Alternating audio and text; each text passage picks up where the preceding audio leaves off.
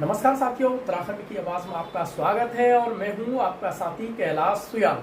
Corbett tiger reserve अब सिर्फ बाघों के संरक्षण तक सीमित नहीं रहा। पहली बार संकटग्रस्त घड़ियालों के वैज्ञानिक संरक्षण के लिए भारतीय वन्यजीव संस्था यानी कि WII और भारत सरकार के सहयोग से 2.5 साल की बड़ी रिसर्च परियोजना शुरू की गई है।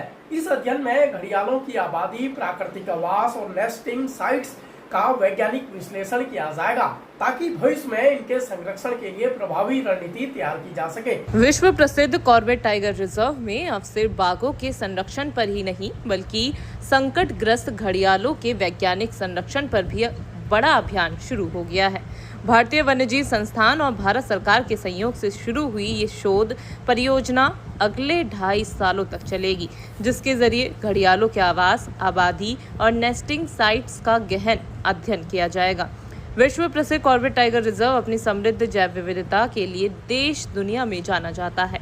यहाँ बाघों के साथ साथ तेंदुआ, एशियाई हाथी, भालू, हिरणों की कई प्रजातियां, 500 से अधिक पक्षियों की प्रजातियां और अनेक दुर्लभ वन्यजीव पाए जाते हैं। अब कॉर्बेट में संकटग्रस्त घड़ियालों के संरक्षण के लिए एक महत्वपूर्ण वैज्ञानिक शोध परियोजना की शुरुआत की गई है।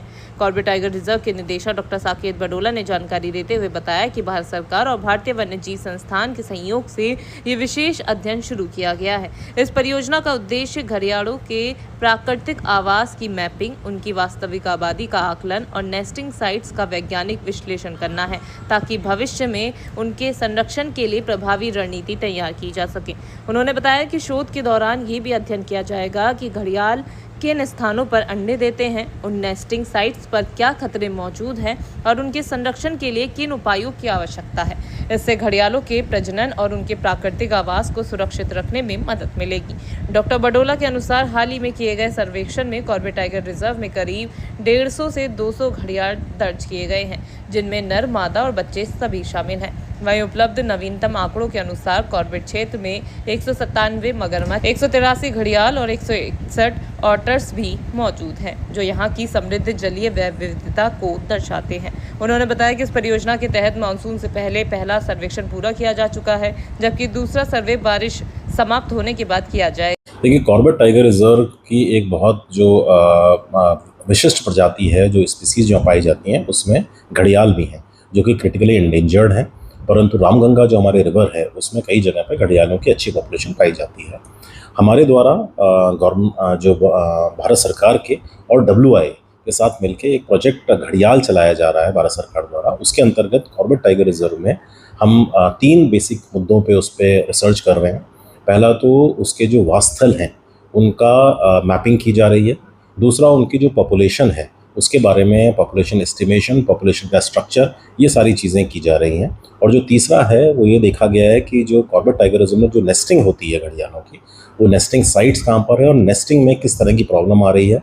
हमारा उद्देश्य इन तीनों बिंदुओं पे रिसर्च करने का ये है कि फाइनली हम घड़ियालों के कंजर्वेशन के लिए, संरक्षण के लिए किस तरह की हमारी प्लानिंग होनी चाहिए, क्या एक्टिविटीज़ की जानी चाहिए, उनके बारे में हम एक जो निर्णय है वो ले सकें। कितने घड़ियाल अभी मौजूद हैं कॉर्बेट टाइगर रिजर्व में?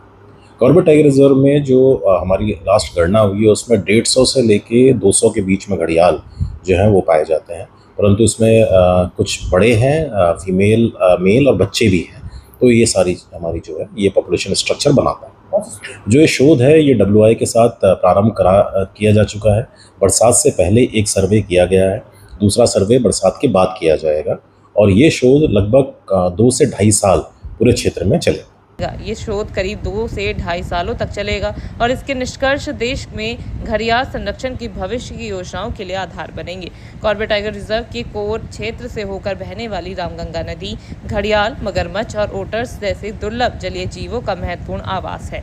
ऐसे में ये परियोजना केवल कॉर्बेट ही नहीं बल्कि देश भर में जलीय जैव विविधता और संकटग्रस्त प्रजातियों के संरक्षण के लिए भी एक मील का पत्थर साबित हो सकती है।